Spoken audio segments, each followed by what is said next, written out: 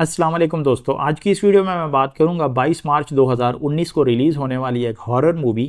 अस के बारे में। और इस वीडियो में हम इस मूवी का रिव्यू करेंगे, इसकी स्ट्रेंथ्स और वीकनेसेस पर बात करेंगे और इसी तरह इसकी ओवरऑल रेटिंग पर भी मैं बात करूंगा ताकि आप ये जान सकें कि आया आपको ये मूवी देखनी चाहिए या नहीं। अगर इस मूवी के रन टाइम की बात की जाए तो तकरीबन 1 घंटा और 56 मिनट इस मूवी का रन टाइम है। और अगर इसकी रेटिंग की मैं बात करूं तो मैं इसको कहूँगा कि एक बहुत ही बकवास फिल्म है और इसको मैं 2 आउट ऑफ 10 रेट करूँगा। उसकी वजह यह है कि अगरचे ये मूवी जो है वो डुअलिटी और आइडेंटिटी की जो डीप थीम्स हैं उसको एक्सप्लोर करने की कोशिश करती हैं, लेकिन इसकी जो स्टोरी है वो इतनी बकवास है कि इसमें किसी किस्म की कोहेजन नहीं है। और आप देखेंगे कि एक पैच वर्क लगेगा कि मुख्तलिफ टुकड़े जो जोड़कर एक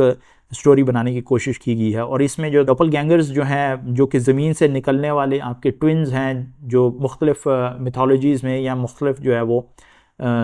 सोसाइटीज़ में इस डबल गैंगर्स का जो एक कॉन्सेप्ट है उसको माना जाता है, तो उसको एक्सप्लोर करने की कोशिश की गई है। लेकिन जिस तरीके से इसको एग्जीक्यूट किया गया है वो बहुत ही फार फेच्ड है। और अगर आप जितना भी मूवीज़ देखने के शौकीन हो और अपना जो है किसी मूवी को एंजॉय करने के लिए अपनी जो बिलीफ है उसको जितना भी आप सस्पेंड करने की कोशिश करें, इस मूवी के दौरान जो है आप कहेंगे कि यार ये तो क्या बकवास है, ये हो ही नहीं सकता। तो इस हवाले से मैं ये कहूँगा कि फ़िल्म का जो प्लॉट है वो बहुत ही अजीब है। तो इस वजह से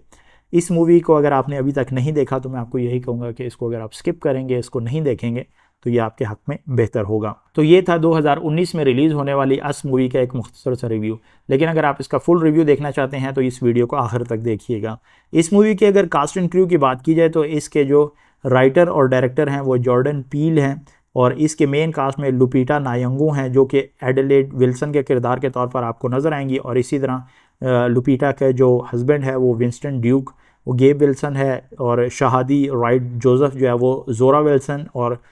ईवान एलेक्स जो है वो जेसन विल्सन के किरदार के तौर पर आपको इस मूवी में एक्टिंग करते हुए नजर आएंगे। अगर इस मूवी के प्लॉट की बात की जाए तो कहानी के शुरू में हमें 1986 का दौर दिखाया जाता है जहां पर यंग एडलेड थॉमस अपने पेरेंट्स के साथ एक मेले में जाती है और वहां पर सेंटा क्रूज बीच पर अचानक वो गायब हो जाती है। इसी गुमशुदगी के दौरान उसकी मुलाकात एक फ़न हाउस में अपनी एक हमशक्ल यानी एक उसकी एक डॉपल गैंगर से होती है और उसके बाद कहानी जो है 33 साल आगे चली जाती है। एडलेड उस जगह से मूव कर जाती है और वहाँ पर एक नई जगह पर अपने हस्बैंड और उसके 2 बच्चे जोरा और जेसन के साथ जो है वो ज़िंदगी गुजार रही होती है कि अचानक जो है वो प्लान बनाते हैं कि वापस जो है सेंटा क्रूज़ बीच पर जो है वो वेकेशन के लिए जाएंगे। अगरचे जो एडलेड है वो चाहती है कि यहाँ पर ना जाया जाए, लेकिन जो है उसका जो हस्बैंड है वो उसको जब फोर्स करता है तो मजबूरन वहाँ पर वो छुट्टियाँ मनाने के लिए चले जाते हैं। अब यहाँ पर जब वो छुट्टियाँ मना रहे होते हैं तो वहाँ पर अचानक एक रात को वो देखते हैं कि सब का जो है वो डबल वहाँ पर इमर्ज हो जाते हैं और उसके बाद जो है वो कहानी उनकी जो फैमिली है उसकी जो सर्वाइवल की जंग जो है वो शुरू हो जाती है। अगर इस मूवी की स्टोरी का एनालिसिस किया जाए तो जैसे कि मैंने आपको पहले बताया कि अगरचे इसका प्रेमिस तो काफ़ी इंट्रीगिंग था, लेकिन जिस तरीके से इसको एग्जीक्यूट किया गया है वो बहुत ही फार फेच्ड है और आप देखेंगे कि उसमें कहीं से भी आपको रियलिटी नहीं नज़र आएगी। अगरचे आप बाद दफ़ा मूवीज़ देखते हुए हम लोग अपनी जो बिलीफ है उसको सस्पेंड कर देते हैं, लेकिन इस मूवी को देखने के दौरान ख्वाह आप कितने ही मूवीज़ के शौकीन हो, लेकिन जब इसकी स्टोरी आपके सामने रिवील हो रही होगी तो आप कहेंगे कि यार ये तो ऐसा मुमकिन ही नहीं है। तो इस हिसाब से मैं ये कहूँगा कि ये इसका एक वीक पहलू है कि जो स्टोरी है वो बहुत ही बुरे तरीके से एग्जीक्यूट की गई है। और इसी तरह अगरचे स्टोरी शुरू में काफ़ी अच्छे तरीके से जो है वो मूव करती है, लेकिन जैसे जैसे ये स्टोरी प्रोग्रेस करती है तो प्लॉट में आपको काफ़ी होल्स वगैरह नज़र आने शुरू हो जाएंगे और अनरियलिस्टिक किस्म के आप इसमें कुछ ऐसे सीन्स देखेंगे जो कि अनबेरेबल हैं और आप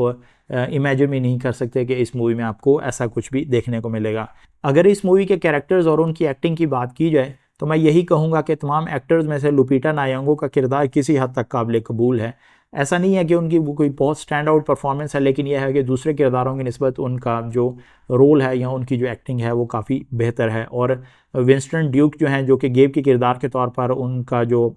लुपीटा का हस्बैंड है या बच्चों का बाप है, वो तो आप देखेंगे कि बिल्कुल ही एक तरह का चवल है और आप उसको देखेंगे कि उसका इतना उसकी हैबत है, उतनी उसकी जान है, लेकिन जब आप उसको देखेंगे कि मूवी में वो क्या क्या काम कर रहा है तो आप कहेंगे कि यार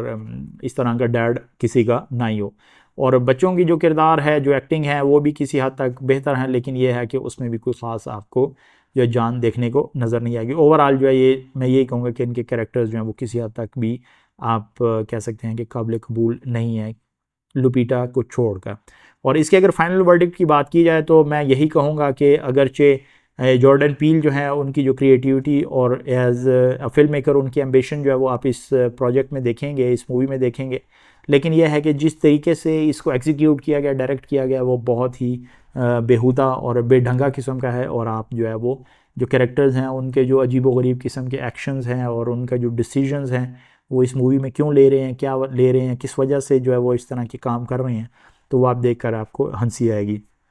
तो इस हिसाब से मैं ये कहूँगा कि ये मूवी जो है हॉरर नहीं है, बिल्कुल सिली किस्म की जो है आप देखेंगे कि इसमें काम किया गया है और बहुत ही बेहुदा किस्म की जो है वो स्टोरी है। तो इस वजह से मैं यही कहूँगा कि इस मूवी को अगर आप ने अभी तक नहीं देखा तो इसको स्किप कर दें तो ये आपके लिए बेहतर होगा। तो ये था अस 2019 में रिलीज़ होने वाली एक मूवी का रिव्यू। मैं उम्मीद करता हूँ कि ये वीडियो आपको पसंद आई होगी। अगर आप हॉरर मूवीज़ के शौकीन हैं तो हमारे एस.एन.टी रिव्यूज़ के इस चैनल को ज़रूर सब्सक्राइब कीजिए, क्योंकि इस पे हम बिलखसूस जो हॉरर मूवीज़ हैं और इसी तरह जो ट्विस्टेड और माइंड बेंडिंग मूवीज़ हैं उनके हम रिव्यूज़ लेकर आते रहते हैं। तो इंशाल्लाह अगली वीडियो में आपसे मुलाकात होगी। तब तक मुझे इजाज़त दीजिए। अल्लाह हाफ़िज़।